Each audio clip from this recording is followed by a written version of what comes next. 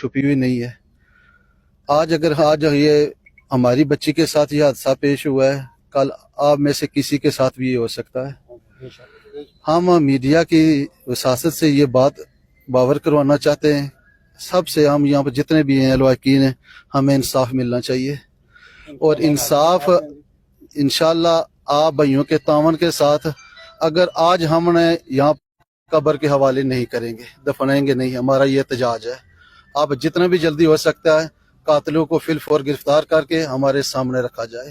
بہت شکریہ جی یہ لواحقین میں سے ایک بزرگ ہیں، انہوں نے یہ مطالبہ کیا ہے جی کہ جس نے بھی یہ جرم کیا ہے جب تک اس کو کٹہرے میں، عوامی کٹہرے میں نہ لایا جائے اس وقت تک ہم بچی کو دفنائیں گے نہیں۔ انہوں نے وزیر اعظم آزاد کشمیر، آئی جی آزاد کشمیر، چیف جسٹس آزاد کشمیر اور بھرپور یہ مطالبہ کر رہے ہیں، اور ہم ان کی آواز بن رہے ہیں کہ ان کا جو پیغام ہے یہ میڈیا پہ، الیکٹرانک میڈیا پہ بہت سے لوگ دیکھ رہے ہیں، اور ہم یقیناً سب بچیوں والے ہیں۔ یہ بہت دردناک واقعہ ہے، اور یہ واقعہ کسی کے گھر بھی ہو سکتا ہے، یہ میرے گھر بھی ہو سکتا ہے۔